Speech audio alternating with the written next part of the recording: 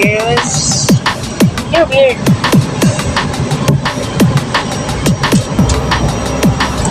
Okay. Itanawa man.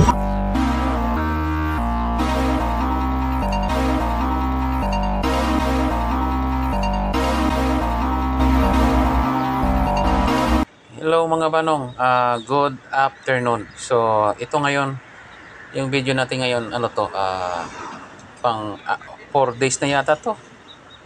Late upload ko na to eh. So 4 days o 3 days yata to na video. Na pinagsama ko na to, 2 araw to. Pinagdugtong-dugtong ko na. So tuwing prayer nila, mag-grip, mga nasa 6 o'clock, eh namimigay sila ng ano, pagkain. Yan, so itong mga tao na to, yan, mostly yan mga driver.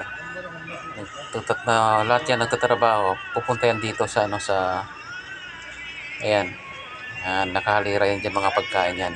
So bago mag prayer time nila, kakain sila muna. So kami nakipila din dyan, yan.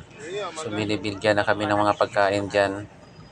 So wala nang pili yan, Muslim ka man o hindi, pwede kang umupo dyan. So ang ginagawa namin dyan, naghihintay lang, tapos maya maya pag nag prayer time na, pwede na kaming umalis. Yan, allowed na. So ngayon wala pa, so ang dami niyan. Nasa 1.5 yata yan, 1,500 na tao. Pero bago yan, galing na kami sa kabila. Doon na kami sa kabilang masjid na naman, mosque. Kasi may namimigay din doon. So doon muna kami ng kasama ko. Binigyan kami.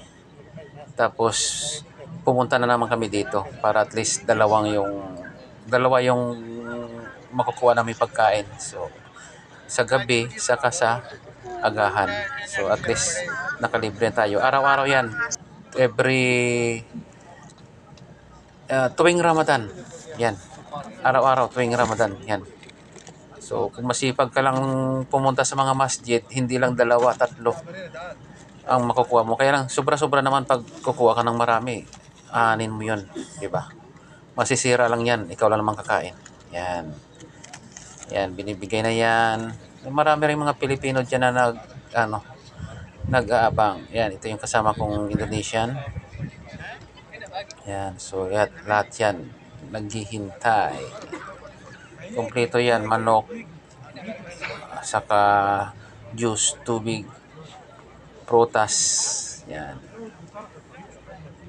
Yan. So yung iba dyan kakain, yung iba dyan naghihintay lang ng oras, lalayas din.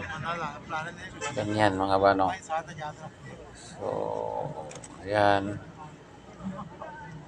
So lahat siya naghihintay.